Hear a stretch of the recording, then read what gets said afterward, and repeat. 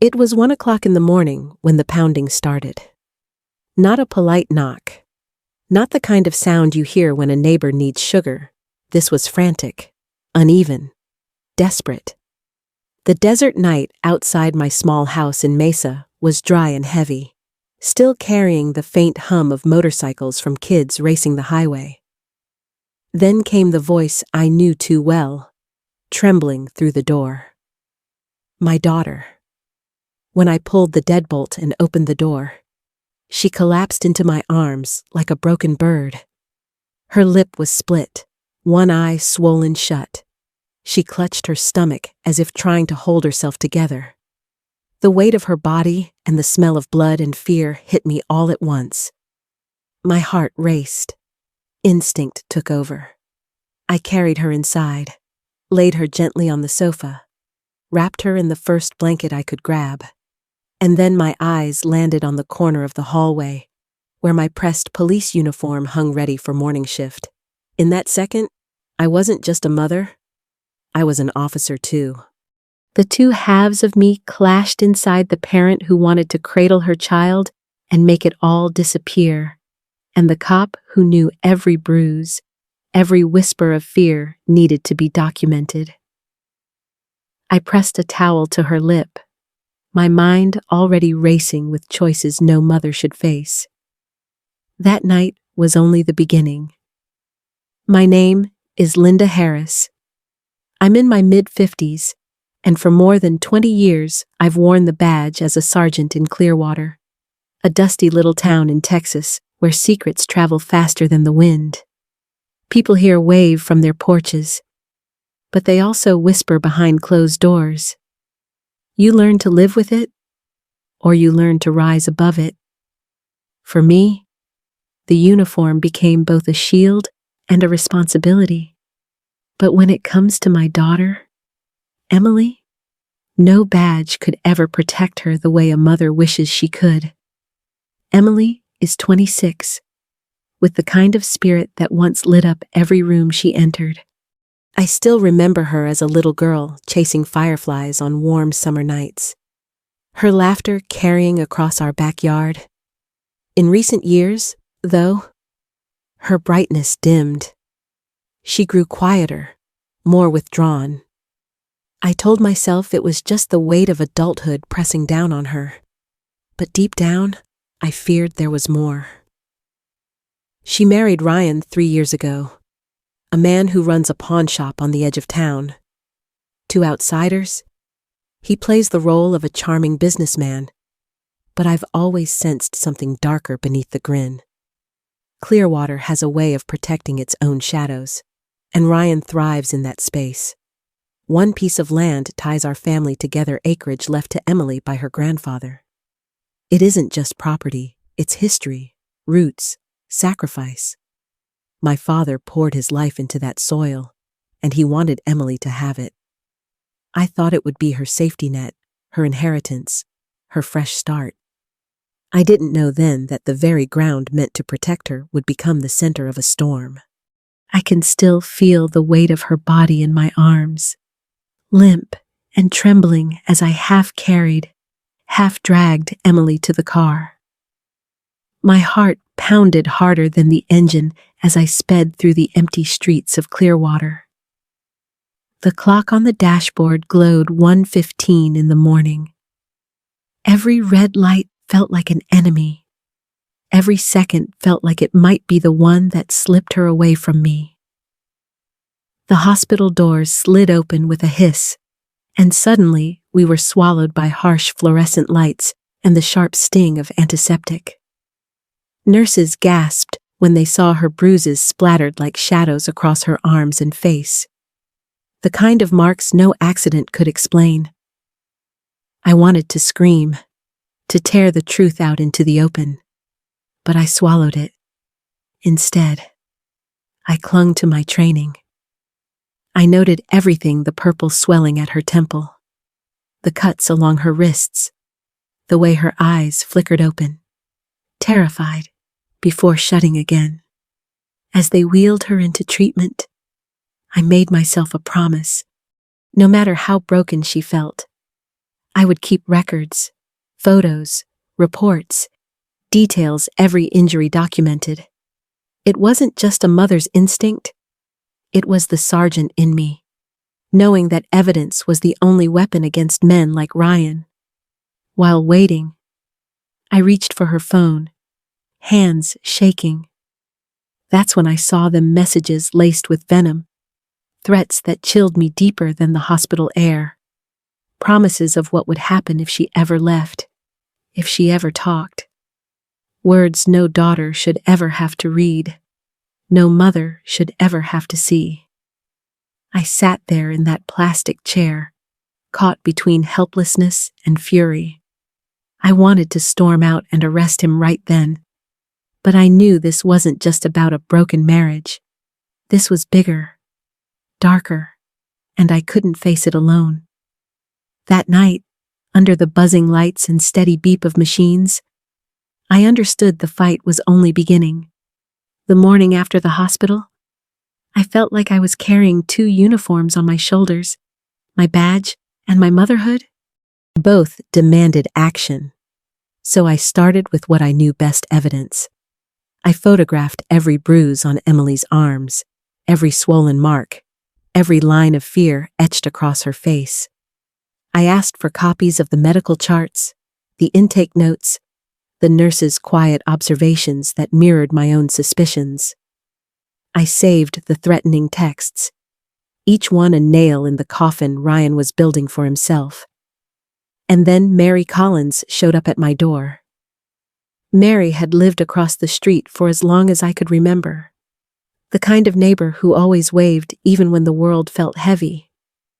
She told me her security camera might have caught something. We sat at her kitchen table, watching the footage, and there it was, Emily stumbling into the night, Ryan's shadow not far behind. It wasn't everything, but it was proof. For the first time, I felt a spark of hope, but hope doesn't live long in a small town. Clearwater was a place where whispers traveled faster than truth. Before long, I heard the mutters at the diner, the sidelong glances at the grocery store. People wondered aloud if Emily was exaggerating, if maybe she had provoked him, if maybe I, as her mother and a police sergeant, was pulling strings. It burned worse than the sight of her bruises. Gossip is its own form of violence, and in Clearwater, it could cut deeper than fists. I kept my head high, but inside, I seethed. Anger and determination braided together until they felt like armor. Let them talk.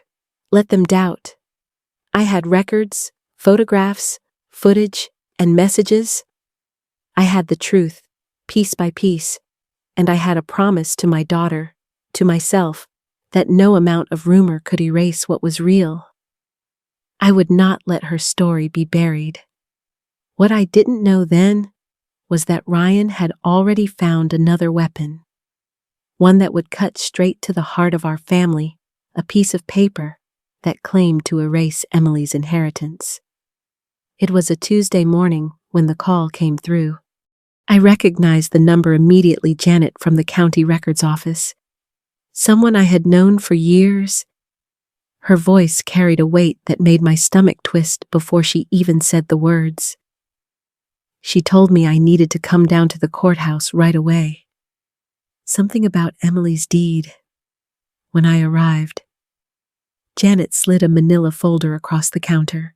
Inside was a copy of a land transfer, freshly filed, stamped, and recorded.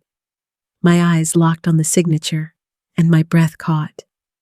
Emily's name was scrawled there, but it wasn't her handwriting. It was clumsy, uneven, like someone had tried too hard to mimic her. And next to it, Ryan's name appeared in bold, clean strokes, smug even on paper. For a moment, the room spun. That land wasn't just dirt and grass. It was my father's gift to his granddaughter, a promise that part of our family's history would always belong to her. Seeing it stolen, erased with a forged signature, felt like watching my father's hand pulled away from the grave. I wanted to scream, to tear the document apart right there, but I forced myself to stay still. Years in uniform had taught me how to keep my face calm while my insides burned. I studied the details, the notary seal, the witness lines, every false mark that claimed my daughter had willingly signed away her inheritance. This was more than bruises, more than fear in the night. Ryan wasn't just trying to control her, he was trying to strip her of everything she had, everything that tied her to her family and her future. Abuse was his weapon, but theft was his goal. Outrage flooded me, hotter than any anger I'd felt before. I thought of Emily, still recovering from his fists, and now facing this betrayal. He wasn't just breaking her spirit, he was scheming to rob her of her birthright. In that moment, something shifted inside me. I wasn't just a mother scrambling to protect her daughter anymore. I became a fighter. I vowed to drag the truth into the light, no matter what it cost. And as I walked out of that courthouse with the forged deed burning in my hand, I knew the next step. I would confront Ryan, not as a neighbor, not as an officer, but as a mother whose patience had finally run out. The pawn shop smelled of metal and stale cigarettes, a mix that clung to the walls as tightly as the neon signs buzzing in the window. Ryan stood behind the counter, his arms crossed, that familiar smirk spreading across his face the second he saw me walk in. He didn't look surprised. If anything, he looked entertained, as if he had been waiting for this moment. I kept my steps steady, my heartbeat louder than the hum of the old ceiling fan overhead. In my hand was the folder, the hospital photos, the threatening texts, and now the forged deed. I placed it on the counter between us. My voice stayed calm, even though every muscle in my body wanted to shake him. I told myself that composure was my weapon, that losing it would only give him more power. He glanced at the papers, then leaned back with a grin that cut deeper than any insult. His words dripped with arrogance, mocking my badge, mocking my authority, mocking me as a mother who couldn't protect her own child. I felt the heat rise in my chest, but I refused to let him see me flinch. The shop was empty except for us, yet it felt like the whole town was standing behind him. Gossip had already painted Emily as unstable, me as overbearing, and Ryan knew it.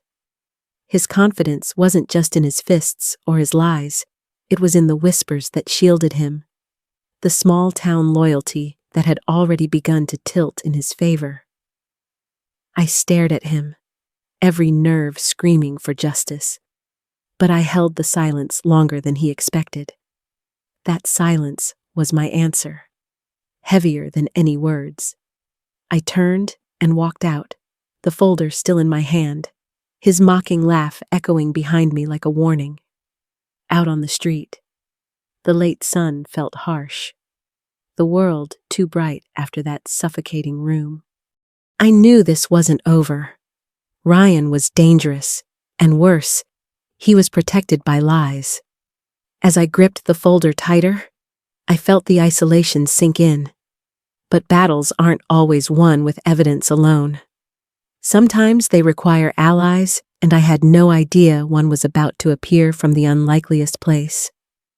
The bar was nearly empty, its dim lights throwing long shadows across sticky tables. I spotted Jessica Moore at the far end, her lipstick smudged, a half-empty glass in front of her. She looked nothing like the image I had built in my mind of Ryan's mistress.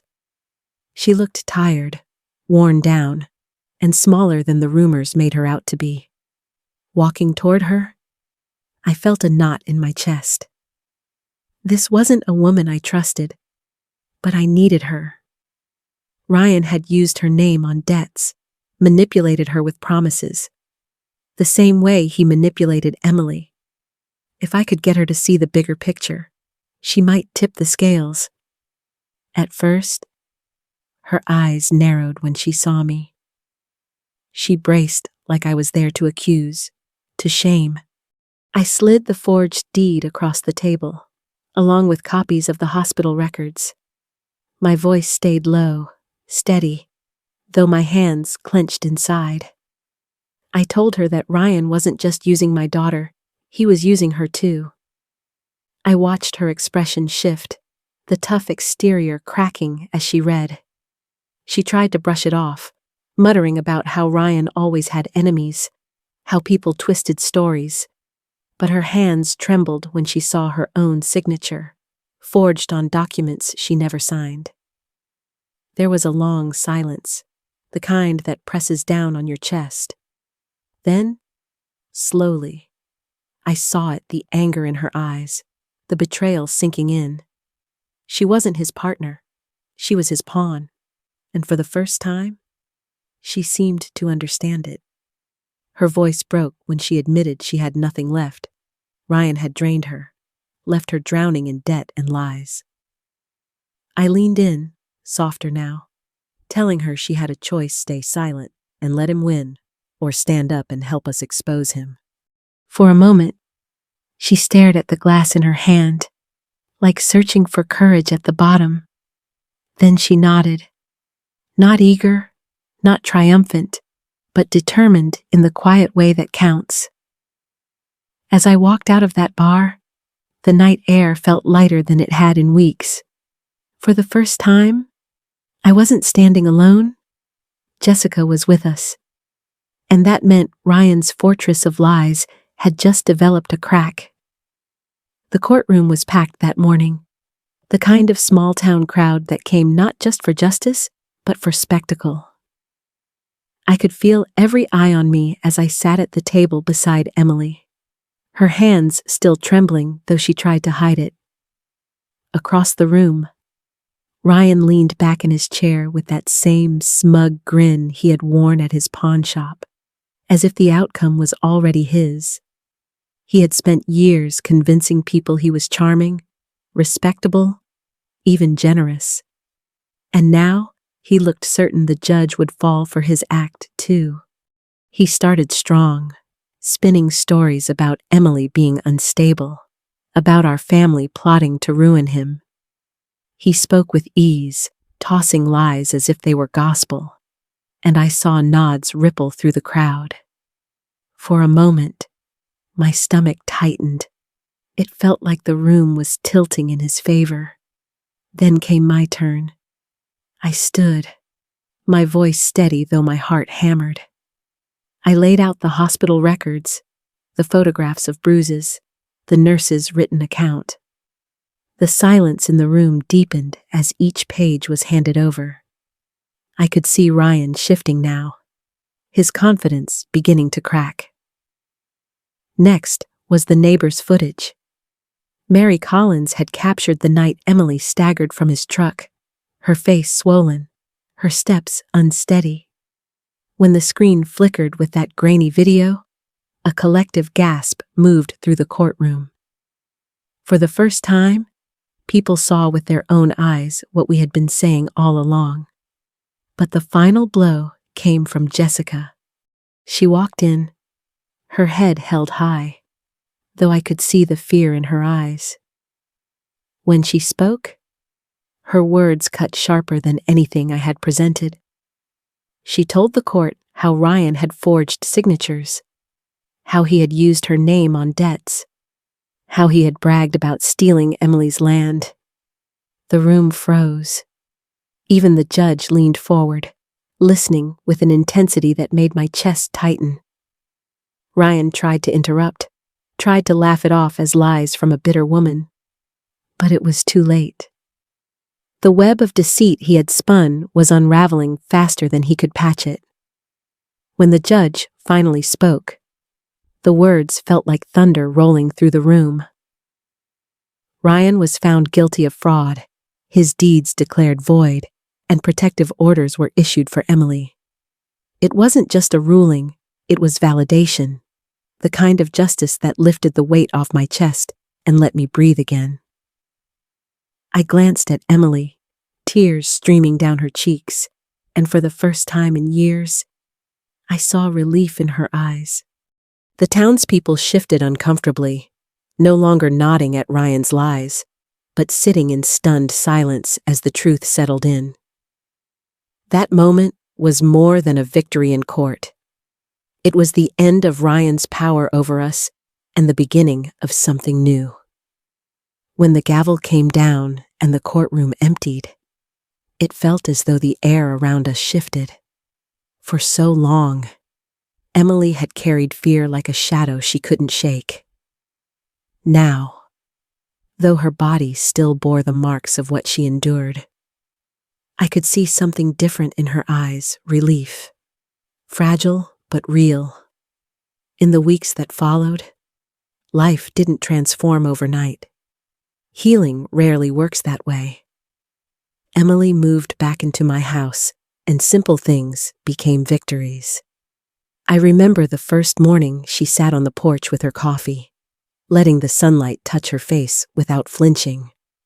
Or the moment she laughed, really laughed for the first time in months, and I realized I hadn't heard that sound in far too long. Mary Collins stopped by often, always with a casserole or a kind word. Her small acts of care reminded me that not everyone in Clearwater had turned away. Slowly, others followed. A neighbor who had once repeated Ryan's gossip came by to apologize. It didn't erase the sting of betrayal, but it was a start.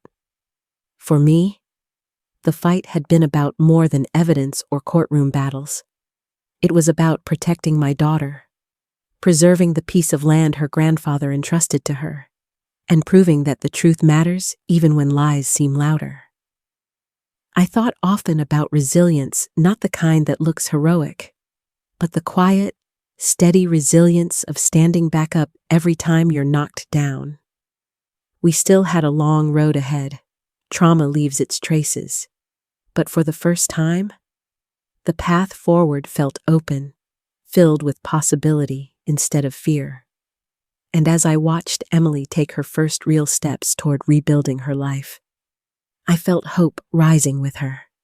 Looking back, I realized this journey was never just about a courtroom or a piece of land. It was about courage, the kind that shakes in its boots, but stands anyway. It was about justice, even when the odds seemed stacked against us. And most of all, it was about family. About holding on to each other when everything else tries to pull you apart. I've learned that toxic relationships don't always show their face at first. They can hide behind charm, behind promises, behind what looks like love. But when the mask slips, when the bruises show, when the lies stack up, it takes every ounce of strength to say enough. I saw that strength in Emily. And I learned that even as a mother, even as a sergeant, sometimes the bravest thing I could do was simply stand beside her and refuse to look away. If there's one thing I hope you take from our story, it's this: healing is possible. Justice matters, and no one should have to fight alone. If this touched you, share it. If you know someone who needs to hear it, pass it on. And if you've ever walked through something like this, leave a comment so others know they're not alone.